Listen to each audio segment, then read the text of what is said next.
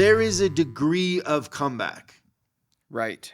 So now we leave the lug nuts loose and a wheel falls off while the customer's driving down a freeway is completely different than a grease fingerprint on the headliner. Agreed. So there's a degree of, hey, is our insurance company going to have to get involved?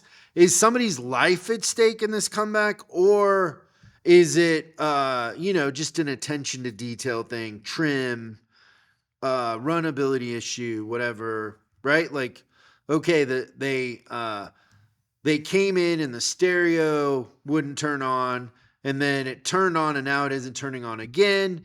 Maybe it's whack-a-mole and so there's a degree of, like, if a technician doesn't have comebacks and there's a technology issue with the car, and even the fact they're doing what the factory's telling us, and that just happens sometimes with technology. So I do have a degree of 1 through 10 of how I rate these comebacks. And I will put that on the comeback sheet up in the right-hand corner. This is a 10. Like, you could have killed somebody. This is a 1. It really isn't a comeback. Right. This is Ford trying to figure out how their software works. So now you're developing a scoring system. But I think it's important because if you just look at the file and you say, well, this guy's got 5 comebacks in the last 2 months, but he's the only guy certified on this stupid thing on, the intermittent electrical problem that only happens on overcast days. Yeah. Is it the tech, or is it a product issue?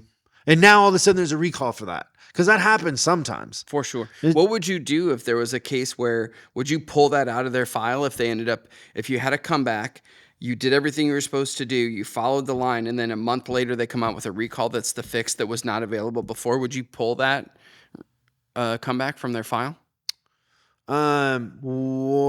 Because I have a scoring system, I know that they aren't that big of a deal. I would staple them together and leave it there. Would you rescore it? I think I can't remember a time where I didn't score it right from the beginning. Oh, okay. Like, I kind of... You can tell if something's janky or not, basically. Well, like, if it's technology and it's new technology on a new vehicle, I'm grading that with a curve. Okay. Like... Well, you've been around especially some crazy somebody ones, right? like... So, let's say... let's just say, for example... And I think this will make sense to everybody. I got a technician who in his thing has left a drain plug loose. He's left a lug nut loose. And now he has a comeback on an electrical issue. That's not good. No.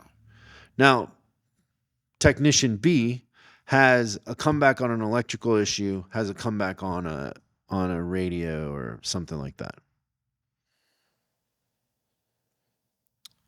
Yeah.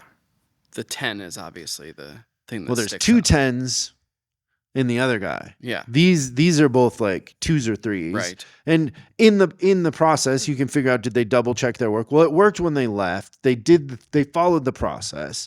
And you can tell if you really pay attention and ask the right questions, you can tell, like, we should always have an attention to details. You should always check. But if it left there and it was working and now it's not, I'm not going to be so quick to do much more than a 2 or a 1 or whatever. Yeah. So everybody's their own individual, and I want to have the whole story, and I don't want to edit the story, but I'm grading on a curve because comebacks come in many forms. Totally. Yeah, you can't put them in a box at all. But does that make sense? Thanks so much for watching this clip of Service Driver Revolution. We're uploading new stuff every day, so make sure you subscribe and click the bell icon so you don't miss out. If you have a question you'd like us to answer on the show, call 8333-ASK-SDR and we'll answer your question on the show. That's 8333-ASK-SDR. For special deals on our books and training, head over to offers.chriscollinsinc.com. Now that's offers.chriscollinsinc.com. I'm Chris Collins, and I'll see you in the next video.